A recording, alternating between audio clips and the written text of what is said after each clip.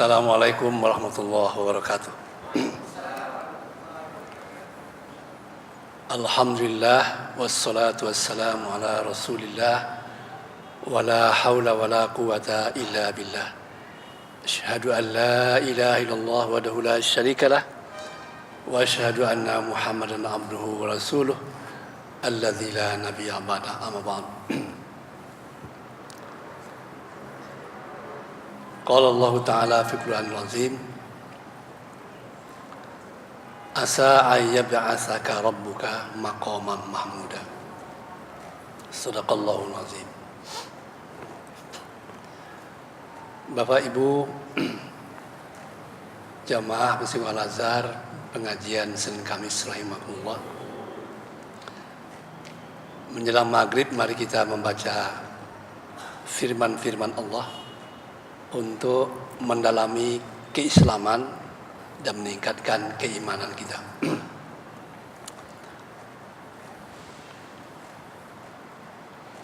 Bulan Rajab sudah kita lalui, sedang kita lalui. Di bulan Rajab itu ada surah yang diturunkan oleh Allah, itu surah Al-Isra. Terdapat surat yang ke-17 di mana terjadi peristiwa Isra dan Mi'rajnya Nabi Muhammad SAW pada tahun ke-10 kenabian. Jadi ketika itu Nabi berusia 50 tahun karena beliau dianggap menjadi Rasul usia 40 tahun. Dan 10 kenabian itu berarti 10 tahun setelah beliau menerima wahyu pertama, maka itu usia beliau adalah 50 tahun. Surah Al-Isra itu adalah surah yang menceritakan tentang Isra dan Mi'rajnya Nabi Muhammad SAW. Menurut para mufassir, surah Al-Isra itu adalah surah Makkiyah, turunnya di Mekah pada tahun ke-10 kenabian itu. Jumlah ayatnya 111. Ada hal yang menarik dalam surat Bani Israel atau Al-Isra itu. Itu Allah menceritakan kepada nabinya dari ayat 21 sampai dengan 79 atau 80, yaitu tentang kehidupan. Dalam riwayat kita baca ketika Nabi Muhammad SAW pergi ke Taif dengan harapan orang Taif bisa membantu beliau, tapi ternyata tidak. Lalu beliau kembali ke Mekah, tapi enggak berani masuk kota Mekah. Maka beliau pergi ke Gua Hira, bersembunyi di situ, bertahanus di situ. Lalu datang Jibril kepadanya, ayat 21 itu. Unzur kaifa faddalna ba'dahum ala ba'd.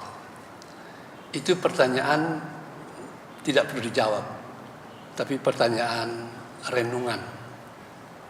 Jadi dia menurut mufassir, ayat kalau ada kaifa itu ayatnya ayat kalbu, ayat perlu dipahami, direnungkan. Banyak ayat kaifa itu.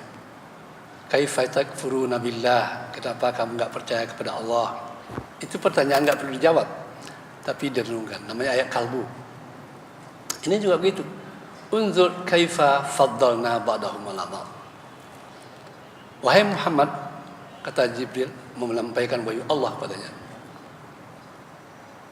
kenapa kami lebihkan manusia yang satu dengan manusia yang lain?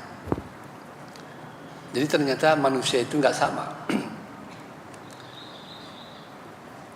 Ada manusia yang berkuasa, ada yang dikuasai.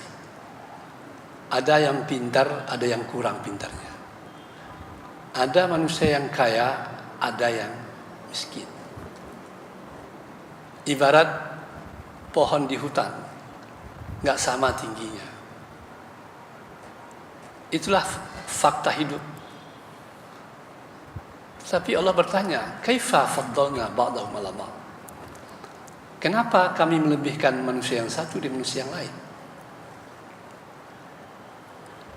Jadi Nabi disuruh untuk renungkanlah dalam-dalam fakta itu. Lalu setelah itulah mengatakan, walal akhiratu akbaru darajat. Masa nanti itu, akhirat, itu lebih baik daripada masa sekarang. Dan lebih utama. Akbar tafdila. Menurut para mufassir, setelah Isra Mi'raj itu, perkembangan Islam, kemudian hijrah Nabi ke Madinah, itu perkembangannya pesat sekali. Dia berkembang seperti bola salju, menggulung, membesar. Susah dihentikan pergerakannya Islam itu. Tetapi sebelum tahun ke-10 kenabian itu, perkembangan Islam di Mekah itu sangat-sangat tidak berpengaruh. Islam dilecehkan, dihina, dimaki. Bahkan jumlah orang yang masuk Islam itu hitungan ya paling 75 orang. Tidak banyak jumlah. Jadi Isra Mi'raj adalah setelah itu hijrah ke Madinah. Dia adalah garis demarkasi sejarah yang menentukan sebelum Isra Mi'raj perkembangan Islam itu stagnan, agak lambat. Sedangkan setelah Isra Mi'raj itu Islam itu maju pesat 13 tahun kemudian. Nah, pertanyaannya permukaan itu kenapa bisa begitu? Nah, maka surah Al-Isra itu memberikan jawabannya. Jadi Allah di awal 21 tadi itu, di dunia ini kata Allah, ada namanya maqam. Maqam itu arti harfiahnya tempat berdiri.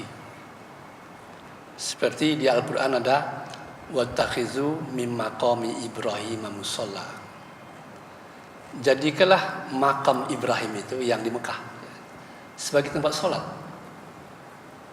Jadi ada makam Ibrahim, tempat berdiri Ibrahim ketika membangun Ka'bah. Arti harfiahnya gitu. Di surah Isra itu ada makam Mahmuda yang dibacakan tadi, asa ayyab'atsaka rabbuka maqaman mahmuda, tempat yang terpuji. Di surat Ad-Dukhan ada makam Amin, innal muttaqina fi maqamin amin. Jadi ada 3 makam. Ada makam Ibrahim, ada makam Mahmuda, ada makam Amin. Orang muttaqin mendapatkan makam yang amin. Nabi mendapatkan maqaman Mahmuda. Menurut fasir maqam Mahmuda dalam surah Isra itu adalah sesuai dengan hadis Nabi.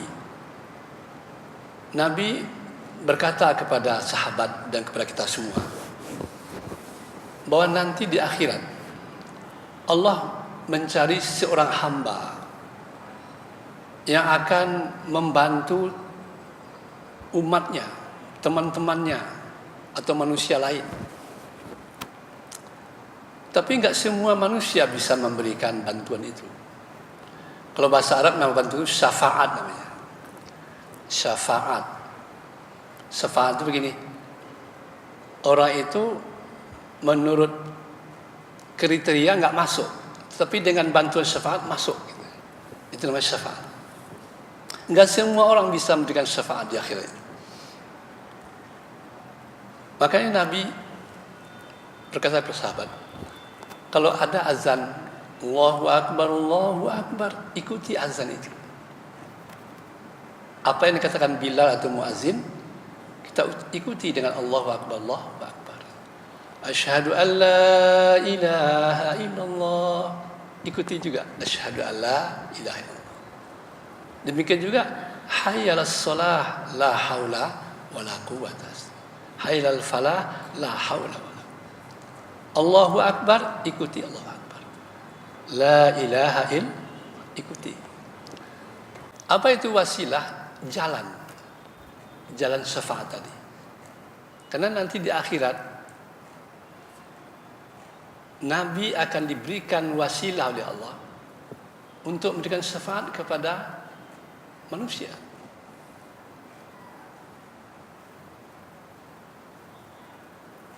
Pertama, orang datang kepada Nabi Adam. Lalu Nabi Adam AS mengatakan, saya nggak bisa memberikan syafaat itu. Tapi engkau kan bapak manusia, Abul Bashar. Tapi saya nggak bisa. Malu saya minta kepada Allah untuk membantu kalian. Karena saya banyak dosa juga. Saya pernah melanggar larangan Allah. Pergi kepada Nabi Nuh. Nabi Nuh juga menolak, nggak bisa. Pergi kepada Nabi Ibrahim, itu nggak bisa juga.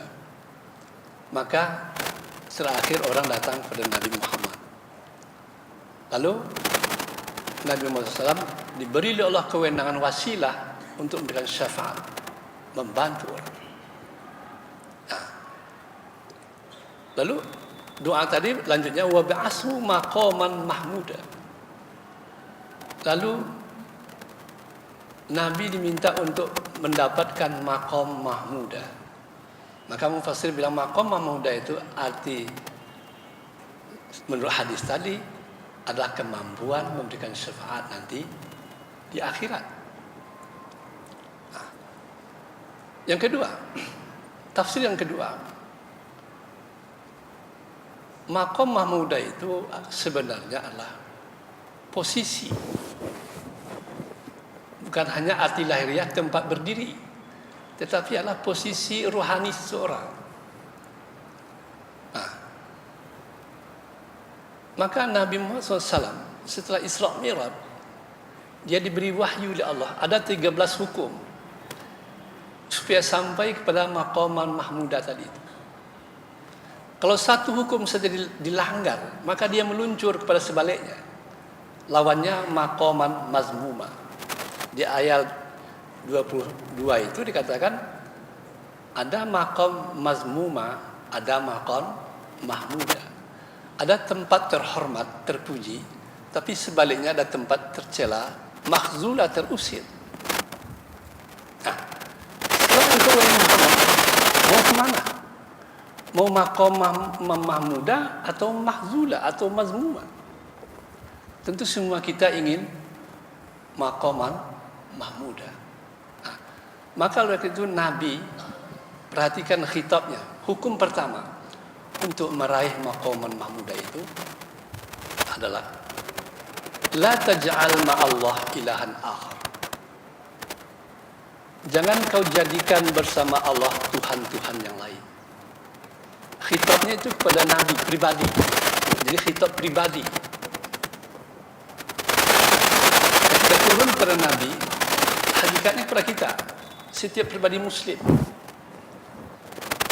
Kalau itu kau lakukan fataqauda mazmuman mahzula.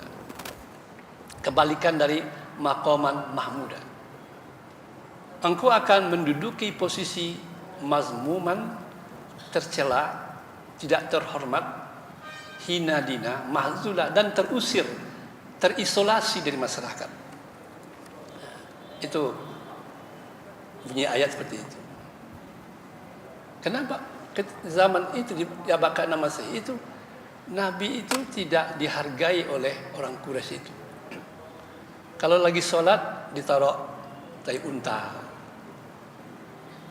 sampai tekanan-tekanan fisik, bahkan sampai diskriminasi sosial. Nggak boleh menjual membeli kepada pengikut Muhammad, begitu. Mazlum, betul-betul mahzula, terusir di negeri sendiri. Maka oleh karena itu yang nggak boleh dilanggar adalah la taj'al ma'allah ilaha. Dalam bahasa mufassir namanya kemusyrikan. Orang yang musyrik itu hidupnya hina dina. Kondisi spiritualnya, ruhaninya itu rendah. Maka Nabi diberikan oleh Allah satu hukum tentang akidah yang bersih. Akidah harus bersih. Apa akidah yang bersih itu? Akidahnya itu sedikit pun tidak bercampur dengan kemusyrikan. Contoh misalnya, akidah yang kotor. Kalau Anda berdoa ila hadratin Nabi Muhammad SAW, ila roh Syekh Abdul Qadir Jilani, ila roh siapa sebutin. Lalu Al-Fatihah. Anda baca Al-Fatihah. Lalu ada redaksi iyyaka na'budu wa iyyaka nasta'in. Hanya kepadamu kami menyembah. Mu siapa? Rancu. Sebab tadi ada ila kepada Syekh Abdul Qadir Jilani Al-Fatihah. Iyyaka na'budu wa iyyaka nasta'in. Di mu siapa? Bisa munya Allah, bisa juga munya Syekh Abdul Qadir Jilani. Itu namanya akidah enggak bersih. Ghurafat. Itu banyak akidah kita itu tidak bersih. Ayat ini mengatakan untuk meraih maqaman mahmuda maka akidah harus bersih. Jadi ruhani yang bersih ya, itu senantiasa kontak dengan ibu dan ayahnya. Meskipun sudah tiada. Kalau masih hidup orang tua kita, habis pengajian ini kita pulang, kita belikan martabak yang kesukaannya, kita kasih. Itu bilwadi ihsana. Atau ayah kita capek-capek dia kita pijit-pijit punggungnya. Dia masih hidup. Berbuat baik pada kedua orang tua. Tapi jika sudah tiada, satu-satu yang menghubungkannya adalah antara anak dengan ibu dan ayahnya itu yang sudah tiada, itu doa tadi itu. Rabbi firli wali walidayya warhamhuma kama rabbayani. Itu Allah ajarkan kepada nabinya. Jadi dalam Islam beribadah kepada Allah dengan tauhid yang bersih. Kemudian berbuat baik kepada orang tua. Itu satu nafas. Wa qadara rabbuka alla ta'budu illa iyyahu wa bil walidayni ihsana. Satu nafas. Jadi beribadah hanya kepada Allah saja, setelah itu berbuat baik kepada orang tuamu. Di orang tua itu nomor 2 setelah Tuhan. Dalam kondisi spiritual seperti ini. Begitu hukum ini mengajarkan kepada kita. Supaya kita meraih kebahagiaan, meraih kehormatan, derajat yang tinggi di tengah malaikat, di tengah manusia, itu perbaiki hubungan dengan kedua orang tua. Nomor 2 setelah Tuhan. Coba kalau kita belajar ke Cina. Orang Cina mengatakan nenek moyang atau orang tua itu nomor 2 setelah dewa. Mirip, identik. Maka orang Cina sangat patuh kepada leluhurnya. Roh-roh leluhurnya. Dalam Islam juga begitu. Kalau ada perintah Allah, waskuruli, berterima kasihlah kepadaku. Surah Luqman. Kemudian kepada siapa? Wali walidaika. Setelah itu berterima kasihlah kepada kedua orang tuamu. Jadi orang tua diposisikan oleh hukum spiritual ini nomor 2 setelah Tuhan. Bukan ustaz. Tetapi setelah Allah, kedua orang tua. Ini hukum spiritual yang kedua untuk mencapai maqaman mahmudah itu. Kadang-kadang kita hanya membaca ayat tadi itu hanya terkait dengan tahajud. Ini salah paham kita. Seolah-olah hanya tahajud saja yang menyampaikan kita kepada maqaman mahmudah. Padahal tidak. Ada 13 hukum sebelumnya. Jadi bacalah baik-baik ayat 22 sampai 79 itu. Maka ada rentetan hukum-hukum spiritual yang diajari oleh Allah kepada Nabi-Nya. untuk meraih maqam mahmudah itu. Lalu yang ketiga, kepedulian sosial. Hukum ketiga. Allah mengatakan dalam perintahnya itu, wa atizal qurba haqqahu wal miskin wa ibnas sabil. Itu juga pribadi juga. Ati itu bukan jamak, tapi hai Muhammad, pribadi, orang perorangan, memberilah kepada kerabat, zawil qurba. Lalu siapa? Orang miskin. Lalu wabnas sabil, anak jalan, orang-orang yang terlantar. Itu perintah spiritual ketiga setelah berbuat orang tua. Tapi kalau kita lihat istilah memberi di Al-Quran itu banyak tingkatannya. Nah, ini adalah tingkatan pribadi. Kita secara pribadi disuruh memberi kepada zawil qurba. Zawil qurba itu orang yang ada hubungan darah. Tafsir pertama, zawil qurba itu orang yang ada hubungan darah dengan kita. Misalnya anak saudara kita. Kalau anak saudara kita nggak bisa sekolah, cobalah kasih uang supaya dia bisa sekolah. Yang dekat. Atau keponakan yang ada hubungan darah. Kalau anak kan tanggung jawab kita. Tapi kalau keponakan bukan tanggung jawab, tapi anak saudara, ada hubungan darah. Atau kakek, memberi kepada kakek. Memberi kepada yang tua itu, yang ada hubungan darah itu luar biasa itu. Jadi kita udah bekerja, lalu ketemu kakek kita beri dia. Meskipun dia punya, memberi. Itu disuruh oleh Allah. Kemudian orang dekat itu bukan hanya hubungan darah, dekat karena iman. Bukan tidak boleh memberi kepada orang Katolik, orang Hindu, boleh. Tapi ada prioritas dalam ayat ini. Orang yang dekat secara iman sesama Muslim, tapi dia butuh, kita beri. Yang ketiga, dekat tempat tinggal, tetangga kita. Kalau tetangga masih membutuhkan, kenapa ngasih jauh-jauh? Ini soal memberi, bukan zakat, bukan. Tapi ini memberi secara pribadi. Wa atizal qurba haqqahu wal miskin wa ibnas sabil. Di awal dakwah ini juga dan surah Al-Mudaththir, Allah membimbing nabinya, ya Muhammad, wala tamnun tastaksir. Itu di surah Mudaththir. Di awal di Mekah juga. Supaya engkau itu tidak terusir, tidak direndahkan. Janganlah engkau memberi wala tamnun tastaksir, karena mengharap lebih banyak. Jadi prinsip yang diajarkan dalam hukum spiritual ini, banyak memberi, sedikit mengambil. Itu prinsipnya hukum spiritual ini. Memberi lebih banyak, tapi sedikit mengambil. Karena manusia pada umumnya kebalikannya. Banyak mengambil, sedikit memberi. Memberi juga tapi sedikit. Kacaunya dunia, baik dunia yang kecil maupun dunia yang besar, dari RT, RW sampai organisasi partai politik, karena orang melanggar prinsip ini. Al-Quran menyuruh banyak memberi, sedikit mengambil.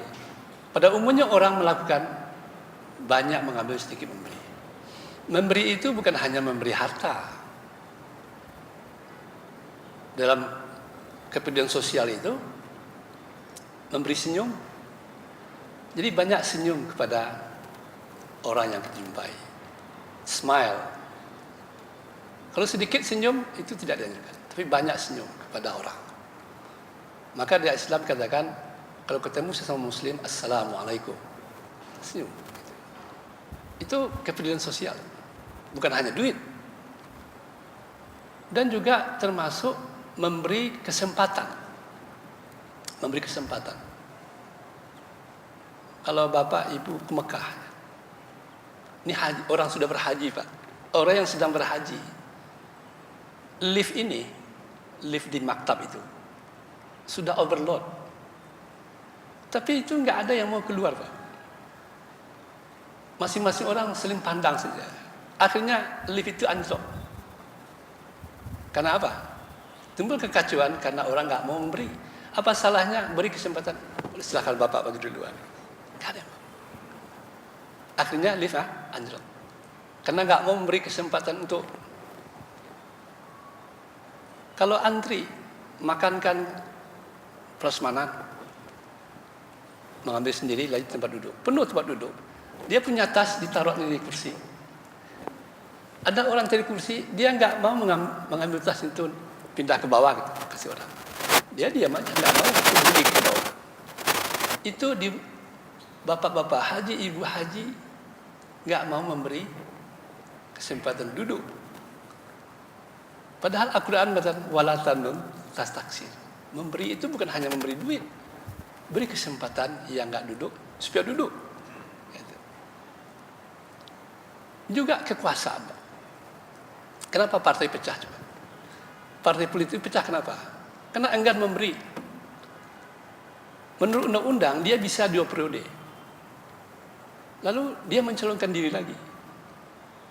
Oleh karena itu, ketika ada yang mencalonkan diri, dia nggak mau beri kesempatan. Seharusnya dia 2 periode, tapi udah saya 1 periode aja, kasih tempat yang lain. Maka damailah partai itu. Tapi ketika partai nggak mau memberi, banyak mengambil, sedikit memberi, udah kacau. Sehingga partai kayak kerajaan saja, turun-temurun gitu. Itulah penyakit dunia pada hari ini. Kepedulian sosialnya sangat lemah. Itulah yang diingatkan oleh Allah pada Nabi-Nya di awal-awal Islam kepada Nabi. Sebelum setelah Isra Mi'raj ini bergulir. Sehingga perkembangan Islam luar biasa. Karena menjalankan prinsip-prinsip 13 hukum Allah ini. Yang keempat, wala tubazir tabzira. Itu pribadi juga kepada Nabi khitab itu. Ya Muhammad, janganlah kau hidup mubazir, konsumeristik. Mubazir itu kan bahasa Arab. Bahasa Al-Quran, bahasa kita itu konsumeristik.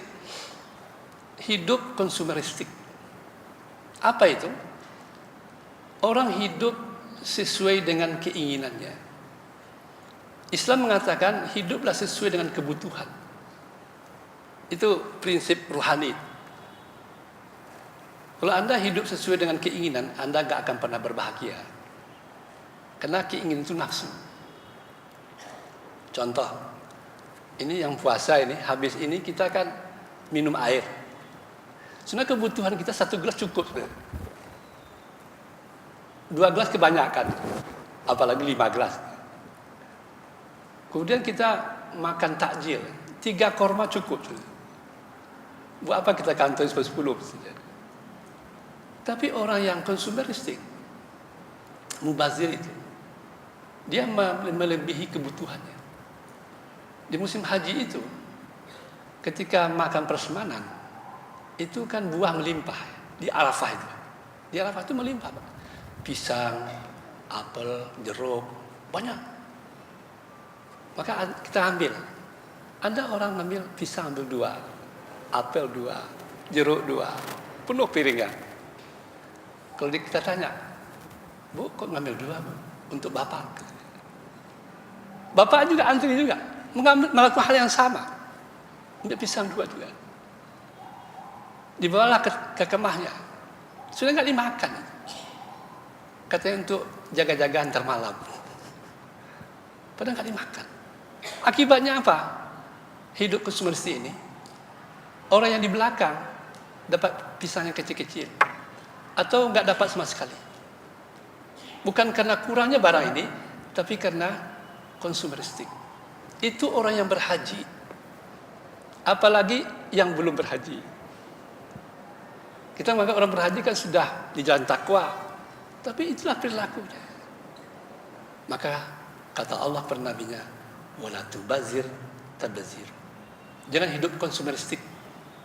Kenapa? Orang yang konsumeristik teman setan, temannya setan. Artinya apa? Akan menimbulkan kekacauan. Setan itu ngaco kerjanya. Setan itu bukannya di kuburan seperti TV-TV, kuntilanak, bukan itu setan. Setan itu yang ada di perilaku kita itu. Nggak pernah Al-Quran mengajarkan bahwa setan yang di kuburan itu. Cuma kita digiring memahami setan itu di sono. Ini hukum spiritual. Yang keempat, kelima ya. Wala taqtulu auladakum khasyata imlak. Nah, kalau yang 4 tadi itu agak pribadi. Jadi tapi taqtulu lebih kepada manusia seluruhnya. Jamak ya. Apa kata? Janganlah kamu membunuh anak-anakmu karena takut miskin. Khasyata imlak. Karena orang-orang Arab di zaman jahiliyah itu, kalau lahir anak perempuan, bunuh. Kalau anak laki-laki, mereka pesta. Zaman jahiliyah begitu. Kenapa? Karena nggak ada faktor ekonomi pada wanita. Kalau laki-laki ada faktor ekonominya. Dia bisa. Oh, sudah saya jawab ya. Jadi ini 13 ya. Jadi saya diberitahu supaya ada tanya jawab ini. Mungkin nanti bersambung aja nggak apa-apa. Gitu. Ingin menyampaikan dakwah kepada orang tua yang masih belum menampilkan budaya Islam seperti hijab dan lain-lain.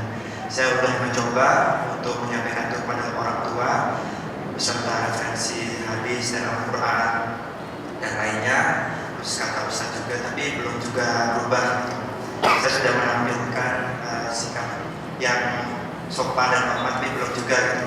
Bisa ingin sekali mendoakan orang tua saya biar bisa seperti bentuk berpakaian Islami. Itu bagaimana Ustaz? Nama siapa namanya? Alfian. Al-Quran mengatakan kita harus sopan kepadanya. Itu pertama. Wasahibahuma fid dunya ma'rufa. Sahib itu apa? Dia teman kita di dunia. Jadi akrabi dia berarti itu lebih dari sopan ya dengan teman itu. Teman, jadikan teman. Artinya kita sering ngobrol dengan dia, sering diskusi dengan dia. Tetapi sebagai anak, nggak boleh kurang ajar sama dia. Begitu ajaran spiritual kita. Meskipun dia bejat, nggak boleh kurang ajar sama dia. Wasobehuma. Tapi satu hal, wala tuti'huma. Jangan ikuti maunya dia. Jadi kalau dia memaksa kita untuk menjalankan hal yang dilarang Allah, jangan ikuti. Jadi di situ seninya itu. Kita harus sopan kepadanya, tapi nggak boleh ikut apa yang melanggar agama. Bilang, ada juga orang tua menyuruh anaknya untuk tidak menjalankan agama. Udah, kamu nggak usah pakai jilbab. Susah kerja jadi kerja. Nah, nggak boleh juga kita melawan kepadanya. Bu, ini keyakinan saya, Bu. Harus dengan senyum, dengan bahasa yang manis. Kira-kira Nabi Ibrahim alaihissalam bisa menjadi contoh kita. Yang tidak boleh apa? Kalau dia meninggal dalam keadaan non-muslim, kita nggak boleh berdoa Allahumma fir lahu, Allahumma fir lahu. Tapi kalau dia masih hidup, kita boleh berdoa, ya Allah berikan hidayah kepada ibuku, berikan hidayah kepada ayahku. Boleh minta hidayah kepada Allah, karena soal hidayah itu urusan Allah. Ya, kita nggak bisa memberikan hidayah kepada ayah kita, kepada anak kita, kepada ibu kita, kepada adik kita, nggak bisa. Allah yang memberikannya. Maka kita minta Allah memberikan hidayah kepadanya. Nah, coba lihat Abu Bakar alaihissalam ketika dia sudah muslim, ayahnya belum. Dan dia bertanya kepada Nabi, bagaimana ayahku belum muslim?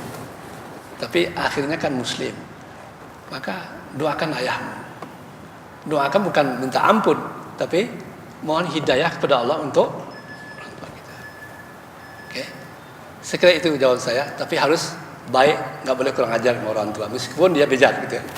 Di sini permasalahannya kalau kita misalkan makan sesuai dengan porsi kita, tiba-tiba kita sudah merasa kenyang gitu. Mau dibuang saya karena itu mubazir, mau dilanjutkan kita sudah kenyang dan berlebihan. Jadi itu solusinya. Jadi supaya tidak mubazir itu dihindari. Caranya gimana? Cari jalan yang manfaat, sehingga barang itu manfaat. Seperti juga ibu punya baju bekas di rumah, ya kan? Kalau kita ngasih baju bekas sama orang, ada pahalanya nggak? Ada pahalanya. Cuma tidak termasuk yang tertinggi. Karena kata Allah, lan tanalul birra hatta tunfiqu mimma tuhibbun. Jadi ada kebajikan tertinggi namanya albirra. Kebajikan yang tertinggi namanya albir. Apa kriterianya? Kita memberi apa yang kita sukai. Jadi kalau saya senang baju putih, saya belikan baju putih, saya kasih orang. Itu albir. Tapi di rumah sudah ada baju masih bagus, tapi sudah dipakai setahun. Seandainya dipakai oleh para petani atau abang-abang gitu, masih mau nggak? Masih mau. Ada manfaat juga kan? Ada. Tapi kategori nilai spiritualnya tidak albir. Syukur-syukur kita bisa belikan yang baru. Tapi kalau enggak, mendingan kita kasih yang membutuhkan. Kan orang tingkat-tingkat juga. Bapak Ibu kalau pernah dengar cerita Aceh, ketika tsunami Aceh terjadi, banyak orang mengirim pakaian bekas ke Aceh. Orang Aceh nggak mau diberi pakaian bekas, nggak ada yang mau pakai. Itu mubazir kan? Itu banyak sekali pakaian bekas terbuang saja. Karena orang Aceh nggak mau pakai pakaian bekas. Tetapi banyak juga pakaian bekas dijual orang di Senen, di Tanah Abang, bahkan di Depok itu ada juga jas bekas. Banyak juga yang beli, mau orang. Nah, jadi supaya tidak mubazir, maka cari solusinya siapa yang membutuhkan. Itu banyak yang membutuhkan. Sehingga cukup ya. Karena sudah azan, subhanakallahumma wa bihamdika asyhadu an la ilaha illa anta astaghfiruka wa atubu ilaik. Terima kasih. Assalamualaikum warahmatullahi wabarakatuh. Waalaikumsalam warahmatullahi wabarakatuh.